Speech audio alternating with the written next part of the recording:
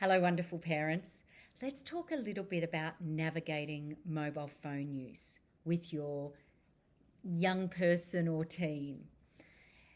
If you're finding managing mobile phones really impacting on family connection, then you're not alone.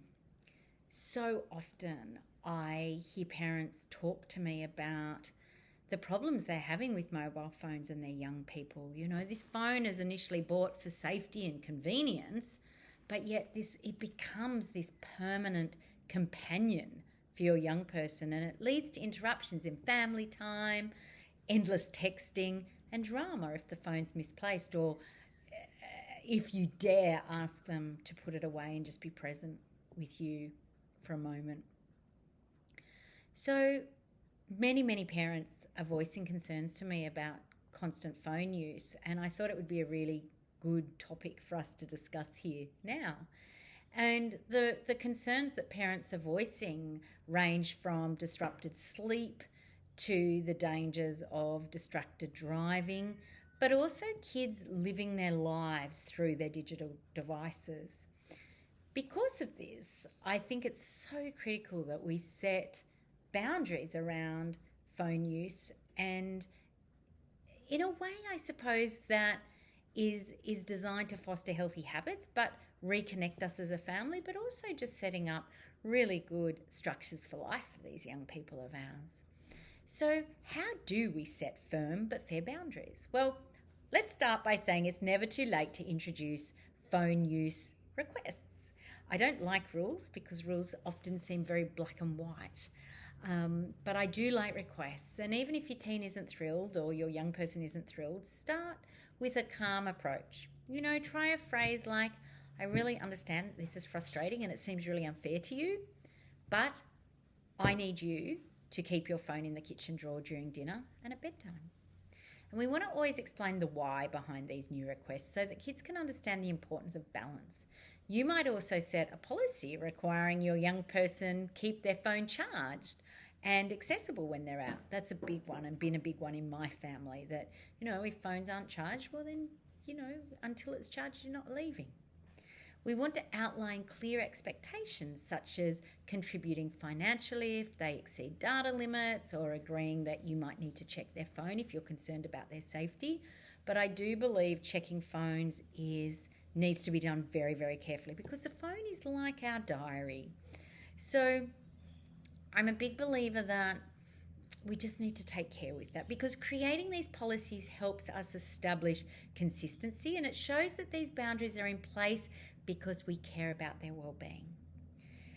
And when we're talking about well-being, we also need to remember the importance of what we model, and that we need to be modeling healthy phone habits, because you need to remember that you are the example, and the example that you set speaks volumes. So if you're frequently checking emails around your young person, well, they're likely to follow suit. Model the behaviour you want to see when you're with your young person, especially at meal times. I'm such a believer that meal times are such an important family time, and we want to keep our phone on silent and out of sight. But if you are waiting on some urgent call, you know, that's different. You're going to explain that to young people. But generally speaking, keep your phone silent and out of sight at meal times. When you're driving, let young people see you pull over to respond to text rather than just juggling the phone at the wheel. And by setting this example, you demonstrate that it is possible to prioritise our human connection over screen time. And as a point of safety, my girls always put their mobile phone in their glove box when they get in their car, and it's on silent. So it's an ingrained habit. We want to ingrain that in our kids around safety. And that moves us into this idea of guidelines for safe and balanced mobile phone use. To foster responsible phone use, I would strongly encourage you consider sitting with what feels right to you. But some of the guidelines that I talk about with parents would be establishing mobile free times, you know, making certain times or spaces like dinner time or car rides phone free. My girls always the DJ in the car, so they'll often have their phone because they're DJing music, but they're not texting. If that became a problem, I may introduce a phone-free zone in the car, the way that I have it at the dinner table, but it's an unspoken request, and it's a lovely one to get into the habit of, because what it does is it creates these really beautiful natural breaks from screens, and it allows for more quality family interaction. Another thing I'm a big believer in is that we want to have regular check-ins about phone content, especially with our younger people, and making it clear that their phone isn't completely private yet if we're planning to time take a look at their messages. And if that's something we want to do, we want to be very clear that for now, as a younger person, I'm giving you this phone, but I need you to know that from time to time I'm going to look at your messages, because I want to help you to decide what's appropriate and what's not so appropriate in terms of the texts that you're sending or receiving.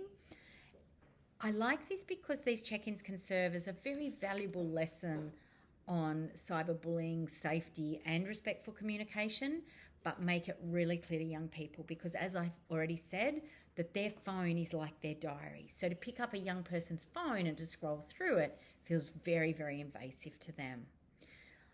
Another thing I like to talk with families about is this idea of safe texting and the implications of sexting. Older teens, especially in relationships, may engage in risky texting behaviour without fully considering the consequences. Remind young people never text, say anything you wouldn't want everybody to see. Make it really clear that sensitive matters are best discussed in person, and that sexting has incredible and real, very real emotional, social and legal risks for them. So I'm really big on only send a text, only send in writing something that you don't care for other people to see. If you need to have a very personal conversation, it's best not done over text. I've already talked a little bit about phones and driving. Sometimes with young people, when they're very much hooked on checking that phone, I like to help parents create a phone off driving routine.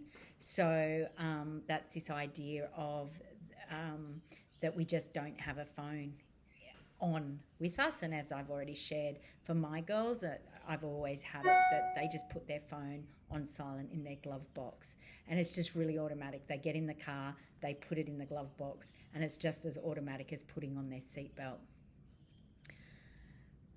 I want to come back just to a note on sexting and the legal implications of that, just while we're talking about mobile phone use, because it's so critical we help young people understand the consequences of sexting. So often I'm seeing young people getting into trouble here. The sharing or sending of explicit images can lead to such severe legal issues for young people, including potential charges of distributing child pornography of all things. So we want to have really open, judgment-free discussions about these topics so that our kids are aware of their personal and legal stakes. Really important. So as we sort of draw this little segment of conversation to a conclusion right now, one thing I would say is really remember that the setting of boundaries around phone use doesn't mean cutting young people off from their device altogether. It's about teaching them healthy habits, practicing safe phone use, and really fostering strong communication with them and others. With patience and consistency, you can help your young person enjoy the benefits of staying connected without feeling like they're losing focus on the moments that matter the most. You've got this. You really do. And if you need more input here, head over to the Better Parent Academy, because I've got lots of information there, including a Taming Tech course that you might find really, really helpful. I wish you joy in your parenting.